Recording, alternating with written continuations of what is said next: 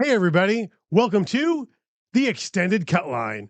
That's the name I'm going to go with for the podcast presented by GX3 Media. I'll get to that discussion in a bit. Hi, everybody. This is Nate Beyer for GX3 Media and the Extended Cutline. We're going to talk sports tonight, this morning, whatever time of day you're listening to this. Tonight, August 22nd, 2025. Well, more or less, it kind of wrapped up our first week of football. We started football. We had live sports this week, and that's why I wanted to get back in the studio and talk about it. I have never had the opportunity to talk about sports on this podcast as actual sports happened. We've always been theorizing about sports or sports adjacent things, but we had our first week of football. I know that there are a couple of Saturday games yet. I don't think we have any in our area. Therefore, it's okay for us to talk about our area sports. However, asterisk, whatever, there's more than just football going on. I want to be very, very, very clear that football started Thursday. However, the real animals of the fall, the tennis and the golf teams, started early, and they play in the dog days of summer. Like, they play most of their seasons in the dog days of summer yet. Golf and tennis, they're playing at 9, 10, 11 in the morning for 2 or 3 or 4 hours straight. And let's face it, we've had some heat and humidity this week that make playing at those hours less attractive to me than what it should be. Football usually gets to play at night. Sun goes down, it gets cooler. Everything is, pretty hunky dory for that. But we need to shout out to our golf and tennis teams that started competition this week. If we're going to make some notes, I would like to make one big note when it comes to golf. I know we had a number of area meets. Toma golfed 4 different times this week. 4, maybe even 5. Those Toma girls, they are being put through the ringer this first week of actual competition. They ended up winning not once, not twice, not 3 times, but 4 different meets this week, including the first round of MVC play. Yeah, that's pretty cool. They went 4 for 4, and I think on Friday they played at Bayport, if I remember correctly, and ended up 4th amongst a number of teams. Again, there's some good competition over there. That's why they go there. So again, it's important to give that shout out to our golf and tennis teams, and then the Toma golf team in particular, because that's kind of a monstrous start to a week.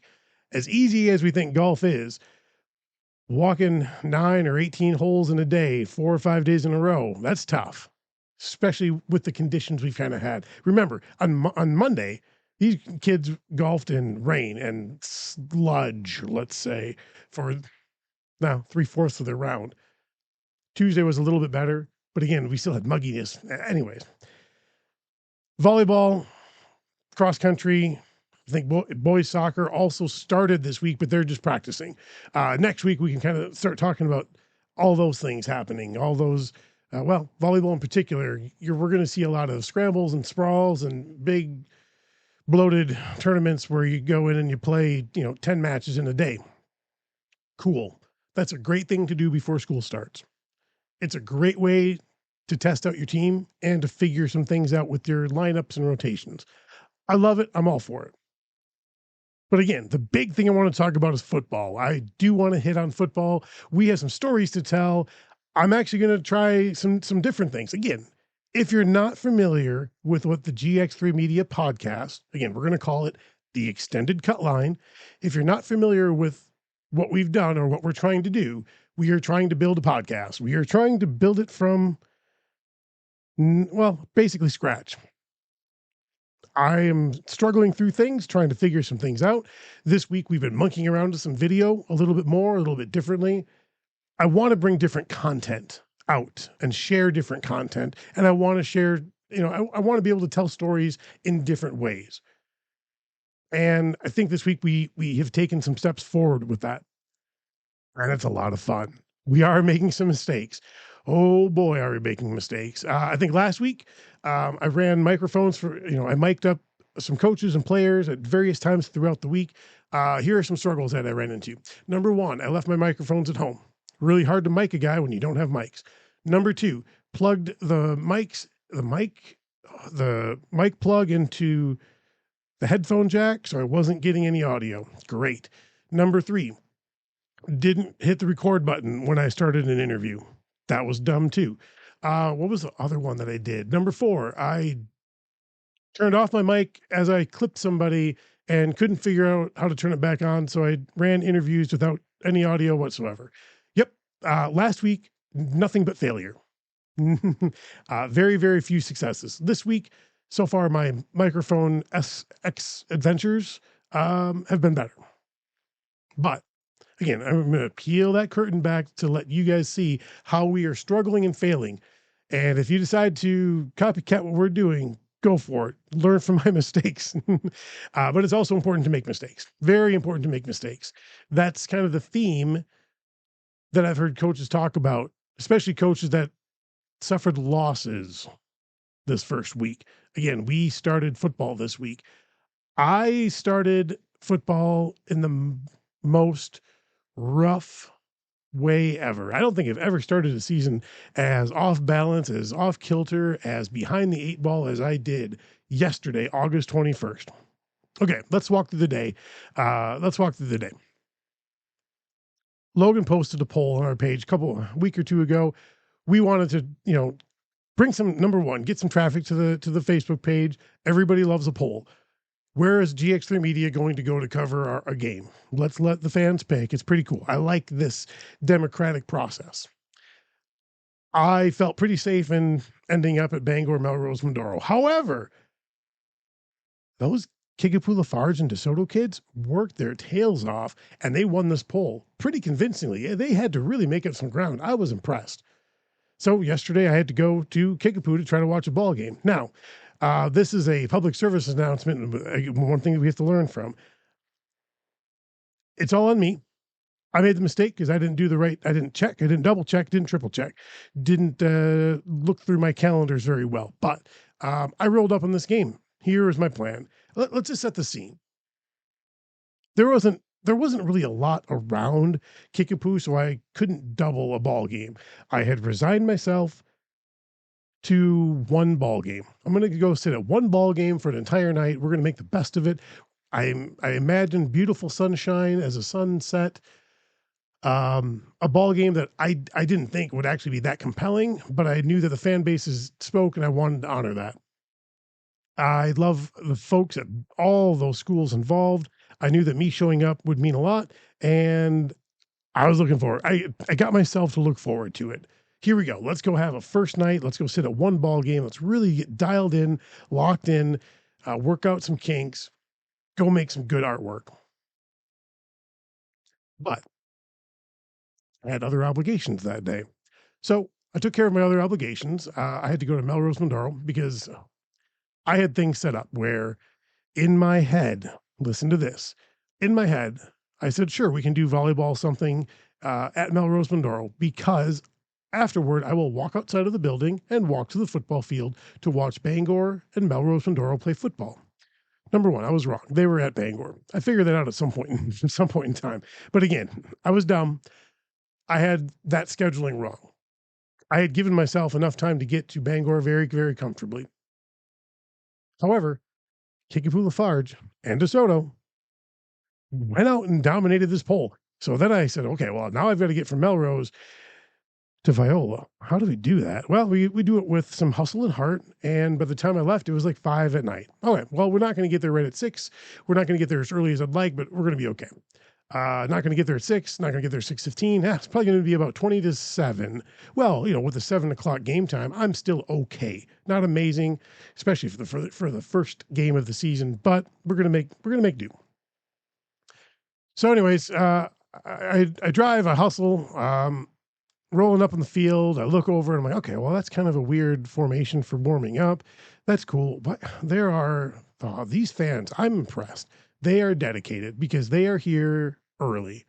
They don't start until 7 o'clock. They're here at least 30 minutes early. Man, these bleachers are full. People must really have bought into this game.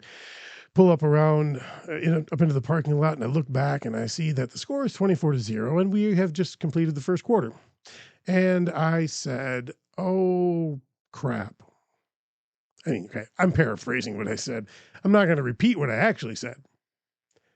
So the game started at 6. This is completely on me. I didn't check the schedules. And knowing how, especially 8-man games operate, they operate at weird times. I love it, usually. On Thursday night, I didn't love it. I didn't love it at all. It completely interrupted my entire mindset, my focus, everything.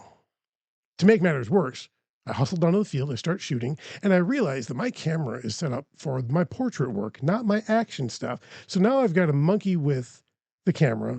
And if you remember, like I posted a video earlier in the week where we had a busted camera. So we took care of that problem, had a new camera show up. I thought that I was handling the new camera. I don't know, whatever. I was getting confused. I was trying to get my settings dialed in. My fingers were not pushing the buttons correctly enough. So I actually wasn't really flipping the settings the right way. Anyways, it took me 5 to 10 minutes. And by that time, we're basically at halftime. I got murdered. I chose the wrong lens. I chose the wrong settings. Nothing worked. I'm in the grumpiest mood you want to be for the first night of football. All right. And like a train wreck, when the engine stops abruptly, everything else backs up into it, just smashing and crashing. And that's kind of what happened. So what am I doing? I'm trying to salvage my night. So I'm texting Logan and saying, hey, this game started at 6. I'm dead here. This game is a blowout. If I stay for the whole thing, I'm going to be done at 7:45. And we're not going to make the best use of our night. So what do we do? Her plan, or the plan that we had agreed on for her, was to start in Bangor and then go to Cashton. Very easy, doable double. We pivoted, and I said, you know what? If I'm out of here by 7:30, I'm pretty sure I'll be in Cashton during halftime, and I can go watch the second half of that Cashton game. That's the next closest game that I could hit on a Thursday. And for her, I just said, go to La Crosse, choose Logan, choose Central, go to one of those two. It's pretty easy for her to pick Logan because that's her name. So she goes to her name school. Anyways, she went to Bangor, she went to Logan. I went to Kickapoo and hustled my way back to Cashton. I saw Cashton and Seneca Wazika Steuben. Decent ball game. Cashton made a game of it for a little bit, and then the Wazika Steuben boys broke loose. Honestly, the game was never. It was not really in doubt. They look good. Cashton looks like it's got a ways to go. Tackling wasn't easy for them. Running the ball, they just couldn't make holes. Wazika Steuben found ways to get the ball and move the ball. Get the ball, move the ball, stop the ball, when they needed to on defense. Anyways, first night of football. Let's look at it this way. It was miserable for me. I couldn't land a photograph to save my life. At least that's what it felt like. I still, now we're over 24 hours after that particular game. I'm still fuming about it. My whole night, I thought, was basically a dumpster fire because everything I wanted to have happen didn't. Everything got interrupted. So what did I learn from this? Number one, let's be prepared, better prepared. So now I'm working on schedules. I'm writing everything down. I'm writing it down twice.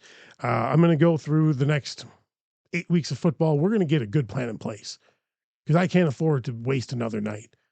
And I'm not saying that I wasted it. I really wanted to do a good job to honor that poll. And those Kickapoo kids, those Lafarge kids, those DeSoto kids, I didn't give them my best. Now, to be fair, I couldn't do anything about my earlier obligation. I had stuff set up, and the poll was the poll. In order to honor it, I just couldn't get there until I got there. And sometimes, in a lot of cases, games get out of hand, and there's just nothing you can do. So, the number one thing I'm taking away from this is be better prepared. Number two, I needed a makeup. I needed a do-over. I needed to avoid going 0-2. That's how I kind of felt. I felt like the first night of football for me was a loss. You will never see it because I will present photos that look good, I think, but there's not enough of them. There's just too many misses. Throw that in the dumpster. We don't worry about that. I needed to come back day 2. So today, Friday, and I needed to do something. I needed to have a redemption day. And then I woke up and I was excited. I tried to get myself right because I knew where I had appointments that took me north. So I'm going to go find some northern games. We're going to have a good time with it. And then I saw the forecast and I got spooked. I saw the little cloud icon with some little ziggy zags through it. And I said, nope, don't want any of that. And we all know, right? Weathermen, weathermen aren't usually right, but I couldn't risk it. So I stressed for the first 2 or 3 hours of my day. And finally, I ended up having to cancel an appointment. Thank you to Arcadia Volleyball for being very, very flexible in how I needed to cancel and move some things. Honestly, the stress was a lot. And once I moved that appointment, honestly, my day just flipped so much better. I had a chance to go home. I mean, I hadn't been home much outside of 6 hours of sleep in the past 48 hours. So again, all these things that could get me balanced, right, get my head on straight. It was worth it. And again, we have to credit, hero of the day might be Arcadia Volleyball for just being very, very flexible for us. And pivoted. And I said, we have to go south. We have to avoid the weather. We have to go south. Again, I'm trying to walk you through my process with how I'm picking games. It's really therapeutic for me to talk about it. I thought about my options. A couple of options I liked, a couple I didn't. The one that made the most sense, the double that made the most sense, was to go to Platteville to see Platteville and Darlington, and then hop down either to Cuba City or over to Lancaster, watch those games. But then I said, I saw Potosi and Cuba City the last 2 years. I don't need that game the third year. I don't necessarily need to see Darlington, Platteville a second year. I still haven't been to the new Platteville Stadium. It's on my bucket list. And then I thought of one strange kind of outlier that was all tucked away all by itself. And that was Aquinas at Prairie du Chien. Now, why would I choose a game that had nothing else by it? A game that if I went, would have to stay there for all 4 quarters. Quite honestly, I make the rules so I can justify it however I want. My justification was this. Number one, I needed a pick me up. I needed a game I could get there early for, watch warm-ups, settle in, mill, hang out with people, see people, just ease into the game versus being thrust in without a paddle. Number two, both of these teams were level 4 or state semifinalists from a year ago. I said, that's pretty cool. We don't always get that matchup in week 1. So let's go see what happens. I think I chose pretty well. Number one, my stress levels at the end of at the start of the game were low. Outside of running into what I think I was on the phone with Logan at one point. I explained it as I'm in. I said I'm in an Eastman. What did I say? Eastman traffic jam. Basically meaning I'm stuck behind some sort of farm machinery, and we're on Highway 27. There is no place to pass, and there's a line of cars growing. What are you supposed to do? Hey, farmers, we appreciate you guys on the road. It's on me. I can't be upset with you guys. But getting stuck behind farm machinery when you're trying to get someplace is tough. Anyways, this game made my weekend. It resurrected my faith in myself for being able to, number one, photograph things. Number two, covering sports. And we did it. It was great. Was it a great ball game? I would say not great. I would say it was a very good ball game. Aquinas won 22-0. You might say there's not a lot of offense on the other side. Honestly, I thought Prairie du Chien did an okay job. They've got some holes to fill from last year. They're going to be okay. Aquinas, definitely going to be okay. This was a good ball game. These teams are going to face more opposition that is beneath them than what they did on Friday. Two somewhat equal teams. Again, Prairie du Chien's defense, they held strong. They didn't just bleed out points. Aquinas had to earn their way. Maybe that first drive was a little bit more of a gimme, but after that, for sure, they had to earn their way. It was fun. I'm so glad I went.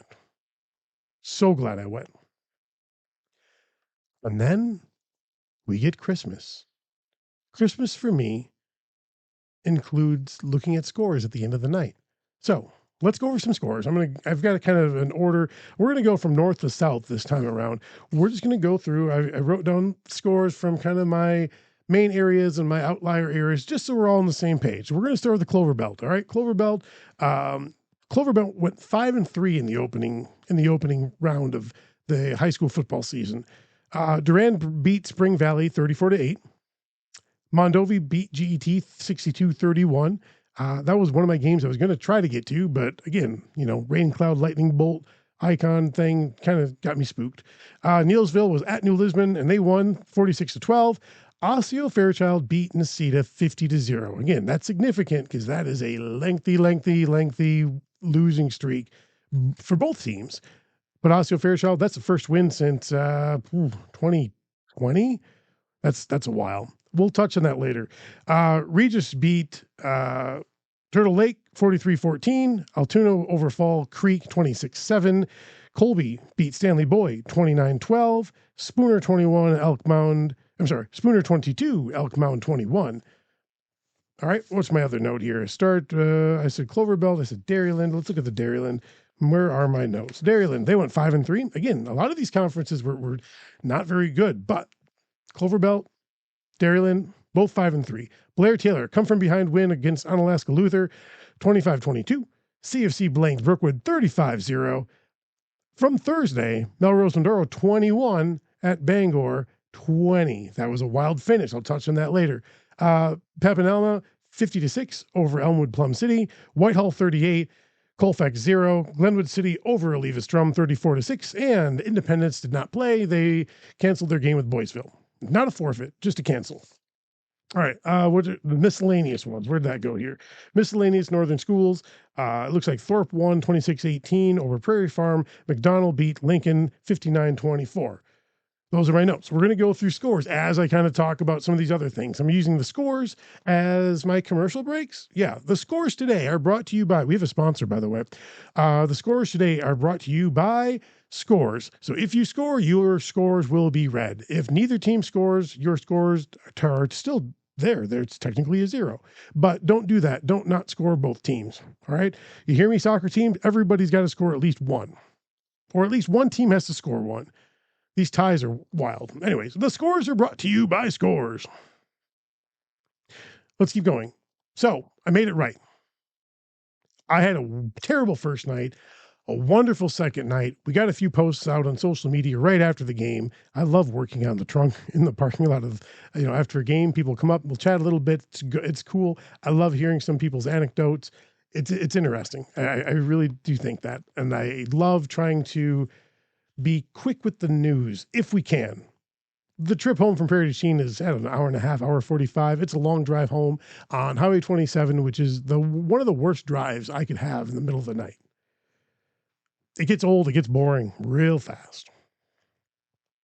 And I think the biggest part is you go through a number of towns, but these towns are all sleeping by the time you get there, even at 9:30 at night. So there's nothing to stop, and you can't stop anywhere and get out because there's no place to do it.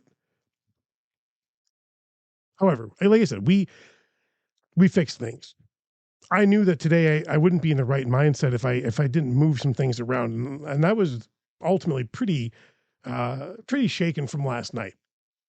I usually can bounce back, but again, just the first day of a season to go as rough as I did, that was tough. Anyways, we were excited after today. Excited, and on the way back, I'm planning this script and this talk for this episode, again, of the Extended Cutline. That's what we're going to call it, the Extended Cutline, a podcast presented by GX3 Media. I think that's what we're going to go with. Now, I'm taking this time to talk a little bit about the Extended Cutline, so let's discuss this. What does that mean? All right, it's a newspaper term. It's a newspaper term that we refer to if you see a photo on a page. Let's call it a standalone photo. So it's not necessarily associated with the story. It is literally a photo all by itself, self-contained, and the cut line, the caption, if you will, the cut line is extended. So it's usually a little lengthier. It's not a full story, but it's more than 2 or 3 sentences. Sometimes it's 4 or 5 sentences. It's an extended cut line. Again, the reason I'm looking at calling it the extended cut line is because we deal in photos, we deal in newspaper. Having an extended cut line means we can talk more, we can speak more in depth to this one particular photograph, this one particular, the things that we see. I don't know, I think there's some deeper meaning behind it. That's why I want to go with that. However, I've done some research, and I don't think I've seen anybody else call their podcast the Extended Cut Line. If I come across something that has, we'll change it. That's okay. We're going to keep everything in flux here. So my games, like I said, I was happy with my games. Now we have somebody else. Logan was out at games as well. Like I said, on Thursday, she went to Bangor. She caught the first half of that game. That was, like I said, a very, very, very wild finish. And then she went to Logan, and she saw Logan end up winning 12-0 against Ellsworth. That's cool. Tonight, I sent her up to Black River Falls. She watched Sparta and Black River Falls. It was only 3-0 when she left. She left in, at the beginning of the second quarter, somewhere in there. She went to West Salem to watch West Salem on Alaska, probably our area's, the lacrosse area's biggest matchup of Friday. I figured it was good to be there. It was good to be seen, good to just have a presence there. I hope that she had a good night. I think that she said that she shot some pretty cool things. So I'm curious to see what kind of images she shares. All right. So let's go through another round of scores. We're going to go through the MVC, the Coulee, the SBC, and maybe some randos here or there. So let's start with the MVC. Okay, scores. What do we have from week one? The MVC went 5-3. Again, so far, all three of these conferences 5-3. Holman 56-16 at Medford. Logan won yesterday 12-0 over Ellsworth. Wanakee beat La Crosse Central yesterday 55-6. Tonight, Unalaska beat West Salem 35-26. Again, there's plenty of scoring. Everybody should be somewhat happy. Reedsburg blanked McFarland 42-0, Sparta 22, Black River Falls 12, Sauk Prairie beat Baraboo 21-0, and Baldwin Woodville beat Toma 50-6. In the Coulee, the Coulee had a rough night. They went 2-6 in the opening week of football. Again, Aquinas got a win 22-0 over Prairie du Chien. Arcadia got a win 26-13 over Webster. And everybody else lost. Sparta 22, BRF 12. Mondovi beat GET 62-31, Blair Taylor 25, Unalaska Luther 22. Richland Center beat Viroqua 47-8. Again, Unalaska 35, West Salem 26. And Wausau East beat Westby 30-6. Scenic Bluffs also went 2-6. And they were 0-2 against the Dairyland and 0-2 against the Clover Belt. That's just how it goes sometimes. The two winners, Hillsborough beat Boscobel 48-7, Ithaca 21, Riverdale 18, and everybody else lost. Again, Bangor lost 21-20 to Melrose Mindoro. Brookwood lost 35-0 at CFC. Cashton took a loss yesterday to Wazeeka Steuben Seneca. Necedah got blanked 50-0 by Osseo Fairchild. Neilsville 46-12 over New Lisbon, and Royal suffered a 28-8 loss to Clear Lake, and they played that game at Durand. And if you haven't been to Durand, go there. That field is amazing.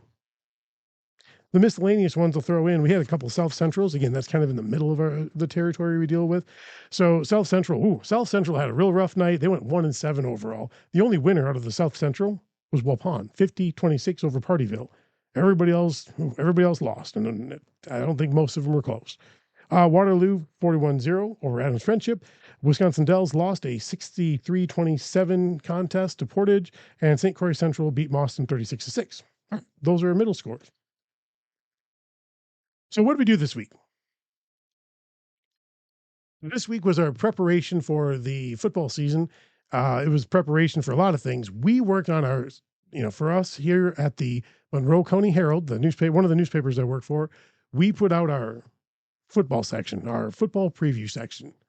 I love putting this section out. I hate doing this section by myself. Somehow, though, I managed to crank out an 8-page section on my own with, I would say on my own, asterisk kind of. I used a few photos that Logan took last year. Otherwise, I think I did everything start to finish. Here's what we did. I needed a theme. My theme this year was bulletin board. I want bulletin board material. I actually really wanted to just draw things on top of photos and do some cool art stuff, but I didn't know how to do it and apply it to each of our teams separately. It mutated into this bulletin board theory, and I wanted to build with my hands the artwork that we were going to use within the pages. I figured we could build it in real life, photograph it, put it on the page. That's what we did. The cover some of the inside stuff. I took little post-it notes. I'd write, phrases, and I'd draw plays, and I drew things, and I wrote things that were very football related, and I crumpled things up, and I printed off photos, and I cut photos out instead of selecting them in Photoshop all tediously. Instead of wrecking and giving myself worse carpal tunnel by using the mousey clicks, I use the scissors and cut stuff. The scissors and an X-Acto knife and some hopes and some prayers. Anyways, we did this thing as practically as we could. I was impressed when I saw the finished product. Now, I'm going to tell you this. The cover, to me, is still a little bit of a loss. And I say that because the bulletin board graphic that we used doesn't fit the space proportionately, and it's going to bother me till the end of time. However, it printed really well. Sometimes it's hard to get all the colors lined up. If you know how printing works, you take 4 different colors, CYMK, so cyan, yellow, magenta, black, and you print it on different plates, and eventually like magic happens and it comes out of the thing and all the colors are stacked up and the image looks in focus. The cover was done really well. I think even the back page is pretty good. The cover was sharp. It made what I considered a mediocre kind of front page graphic look really, really, really good. It did. All the internal stuff was black and white. That all looked good. I was impressed that the photographs I took of photographs turned out well. Again, I'm push pinning photos and sayings and stuff. Like I said, I cut stuff out, lots of arts and craft time, and I was taping and using thumbtacks to mount this stuff on this cork board, and I'd take a photo of it. And I just didn't know how it would replicate. It came out really well. There are a couple little snafus we had inside, some digital errors, but overall, I think I'm pretty happy with this football preview section. Outside of maybe 1 or 2 things. The biggest thing is I forgot to put everybody's upcoming, like 2025 schedules. I didn't put those in this section. That's a knock on me. That's bad. I put scores in from last year. I put conference standings in for a lot of conferences. I forgot to put schedules in. That's on me. That was dumb. It was bad. I can't remember if it was a deliberate choice or not, but either way, it was bad. That was dumb. The section wasn't too big. I don't think it was too small. I think last year we only did 4 pages. I looked through it and it actually looked really tight and tidy. It just, our front cover didn't feel epic like I would like a preview section to do. But as a section, it was still pretty quality. And I had a writer to do most of my writing. This year I had to do it all on my own. It's okay. We got through it. No, I was pretty happy with how this thing came out. Again, that's in the Monroe County Herald. You can find that in Sparta, Toma. I think you can get copies probably Bangor. Maybe I thought we'd have newsstands in like maybe a Norwalk or Ontario, maybe a Wilton. I can't remember. Again, the Monroe County Herald is the newspaper, the big newspaper that I end up working for.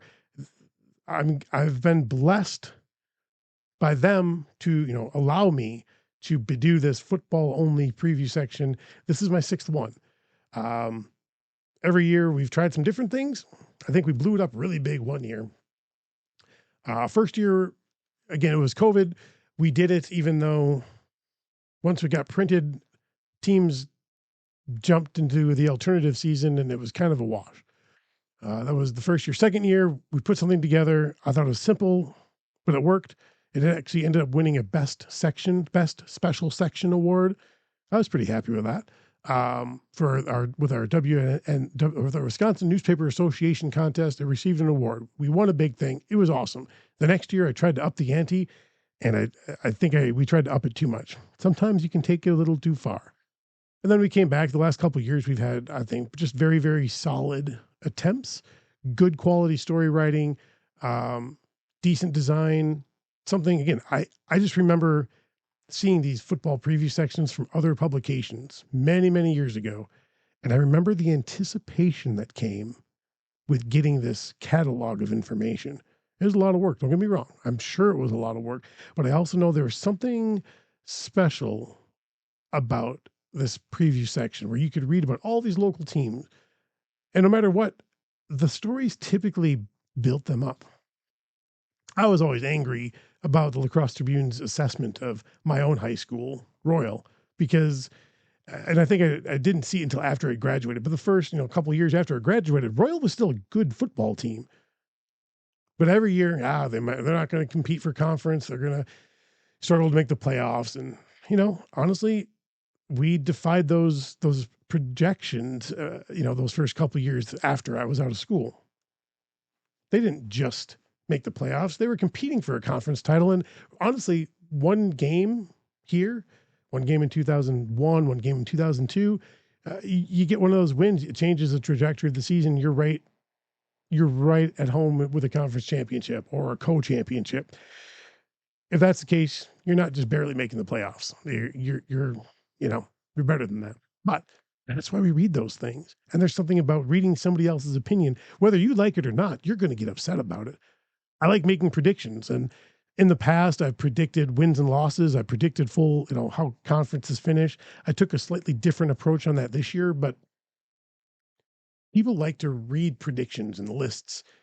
And we like to get really, really, really upset about it because we differ in our opinion. Oh, why would you tell me my team isn't going to make the playoffs? I totally know what they're going to do. Max Strong is going to be the best quarterback, and Johnny Linebacker is going to carry the ball. Linebacker is a weird name for a running back, but that's how it goes. He's going to run the ball really well. You can't stop him. All our entire line comes back. We're going to be really good. I get it. I used to put a lot of stock in predictions and a lot of effort in trying to make these predictions as correct as possible. And then I realized you're going to be wrong probably 75% of the time. So it doesn't really matter what you pick. Don't pick stupidly, but give it a good, honest guess. You're never going to make everybody happy, but you got to make a pick. You got to make a pick. Be decisive and just ride that storm, or ride that magic carpet through that storm. All right, we're going to take a commercial break here. Again, remember, our scores tonight are brought to you by Scores. Teams that actually score the ball have their scores read. Our final set of scores are going to include the Southwest Wisconsin Conference, the Southwest Wisconsin Activities League, and the Six Rivers Conference. Now, again, I love when I go on to, it used to be WisSports, and now we're using Bound for stats. I can scroll down the list of conferences, Scenic Bluffs, Rock Valley, whatever. I get through all these Trailways, this or that, Capital, this or that. And then we get to the Southwest Wisconsin and the SWAL. And for some reason, they're listed just by their letters, SWC and SWAL. Come on, let's be consistent and let's call them by their conference names like we do the rest of our leagues. Right? All right. So, where are my notes here? Okay, SWC. They went 3-5. Lancaster beat Belleville 28-26. New Glarus blanked Pecatonica 49-0. Richland Center got a win 47-8 over Viroqua. But now we've got a bunch of our losses. Edgerton blanked Broadhead Judah 28-0. Mineral Point beat neighboring Dodgeville 27-7. Darlington over Platteville. Oh, this must have been fun. 63-33. That's a lot of points. Aquinas again beat Prairie du Chien 22-0. And Evansville beat River Valley 29-6. In the SWAL, they also went 3-5. Darlington, again, got that wild win, 63-33 over Platteville at Platteville. Fenimore beat Iowa Grant 46-8. Mineral Point 27, Dodgeville 7. I know I said it twice, but we're trying to do this by conference. Almond Bancroft beat Abundant Life St. Ambrose. Again, Abundant Life is part of this conference. Again, with this conference realignment, I'm not familiar with them. I never get a chance to see him play. It's okay. Almond Bancroft won 43-8. Again, remember that? Lancaster beat Belleville 28-26. Must have been a fun ball game. River Ridge came out and beat Benton Scales Mountain Schulzberg 36-13. I can't read my handwriting. Oh, Potosi Castle 27, Cuba City 6, and Blackhawk beat Southwestern and East Dubuque 24-19. Again, it's interesting because Blackhawk Warren and Southwestern East Dubuque are both co-ops with one Wisconsin school and one Illinois school. That's kind of neat.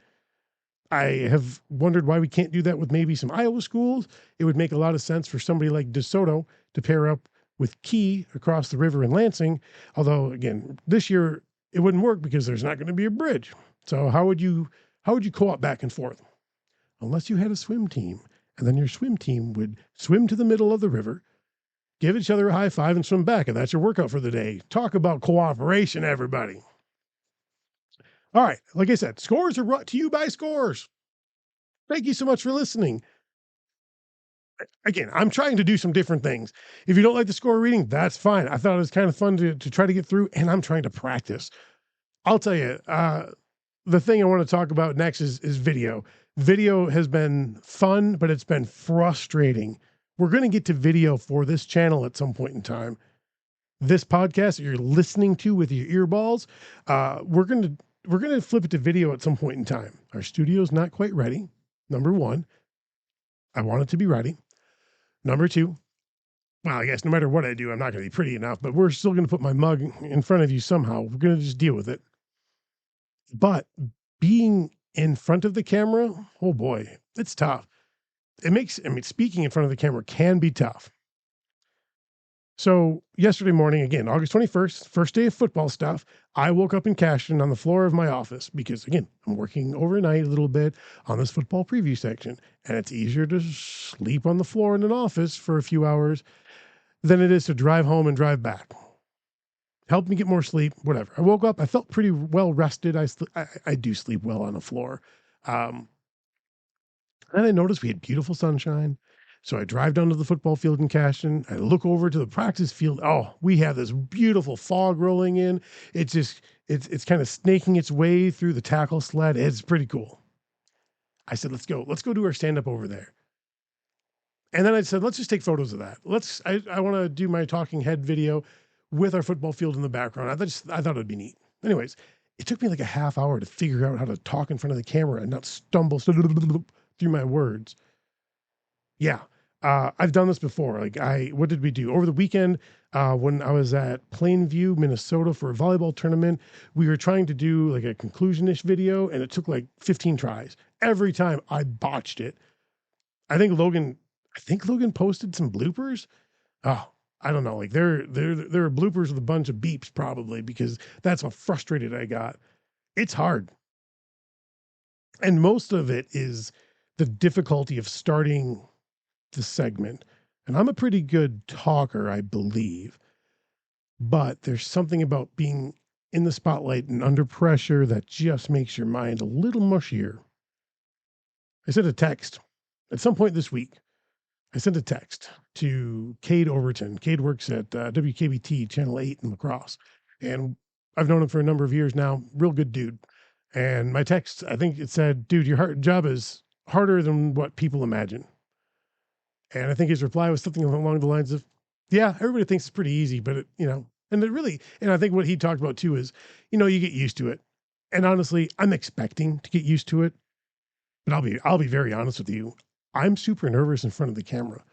I mean, there's some, I don't want to say shyness, but there's some trepidation, nervousness. Am I saying the right thing? Do I look all right? Am I acting right? Or is everybody just going to laugh at me and think that I'm a buffoon for whatever I'm doing? And at the end of the day, I think I have to think of it like this. If people don't want to watch you, they won't watch you. That's fine. People might like you for your personality. No one's coming for my looks. I get that. Yeah, it's tough. I just feel very self-conscious about myself and how I'm speaking. Am I talking into the camera right? Am I using the right tone? Should I be a little goofier and fun, a little more carefree? I mean, that's the part that I don't want to be a news anchor, which is pretty, quiet, not pretty reserved, by the books. It's hard to express personality. And I think for me, I've got personality. That's why I want to do this podcasty stuff, because I think I have a different personality that can be fun. I like high school sports and I love to talk about them. I like people to talk about their passions. So again, if it's high school sports, that's fine. If you know who I am, you know that I have non-sport loves. I will talk about those things and I love it. Even the simple, mundane task of organizing baseball cards by, various numbers and sorting them from big piles of cards that are not in order. I mean, I could talk about organizing stuff. It's really a lot of fun. Love it. I need to take a water break right now because we've been talking for a while. And quite honestly, my throat's been parched. It's been again, it's been a good long day. But I'll tell you, being in front of the camera has been tough.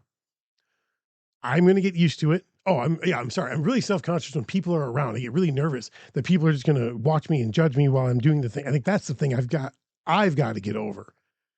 It's part of my job. That's what I'm going to do.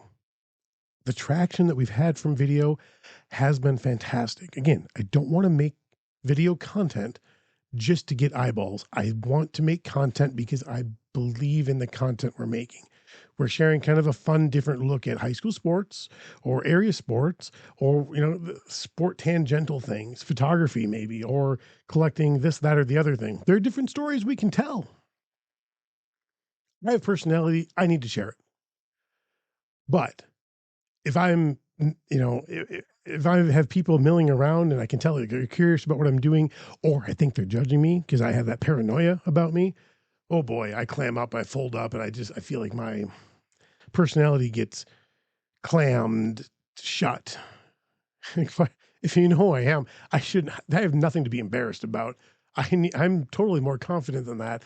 And this is something, a little bit of stage fright that I have to get over. My brother's really good at this stuff. He liked the theater side of things. He could perform in front of people.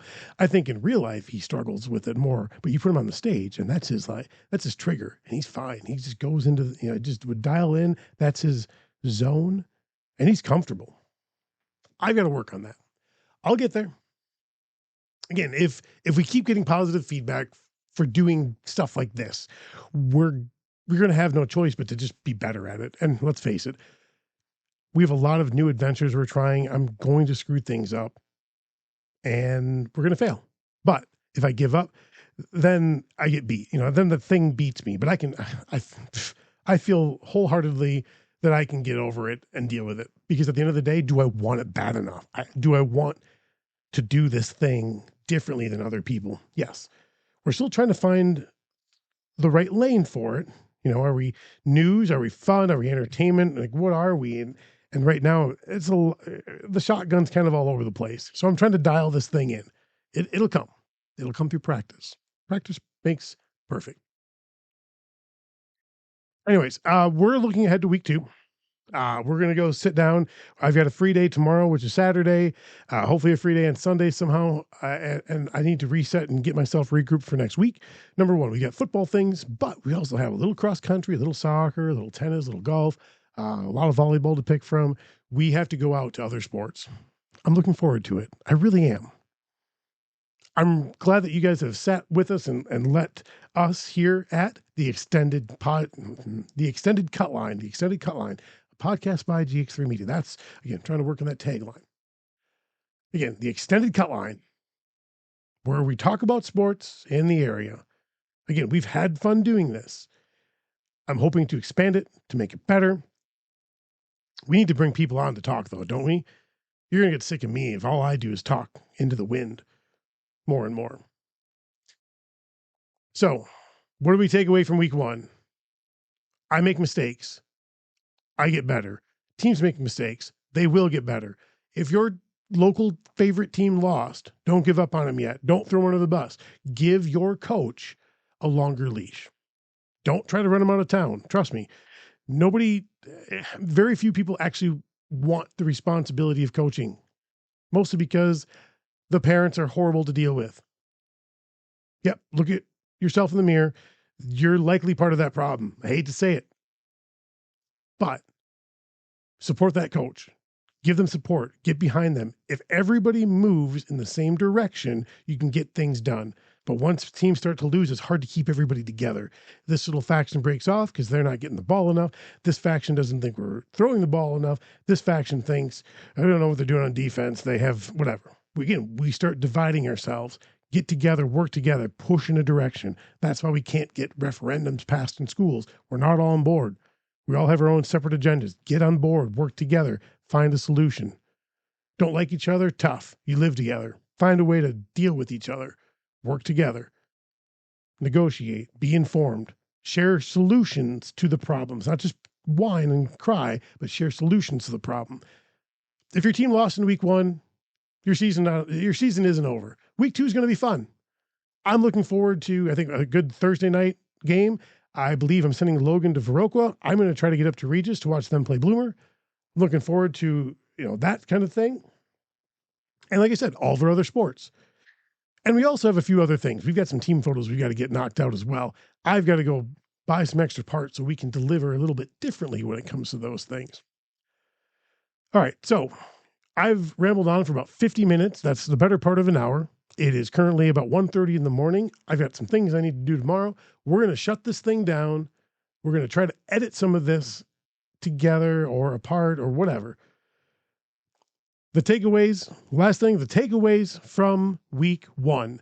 Again, fun game, Darlington Platteville. That was like 63-33. That's 96 points of offense. That's a lot. Win or lose. Everybody should have been entertained at some point in the ball game. All right? People like offense. They complain when there isn't any. That game had it. People complain about 8-man football, but there's typically a lot of offense. Unless you're really, really bad, then there's no offense at all. And then you're doomed. But people like scoring. They were scoring at Platteville tonight.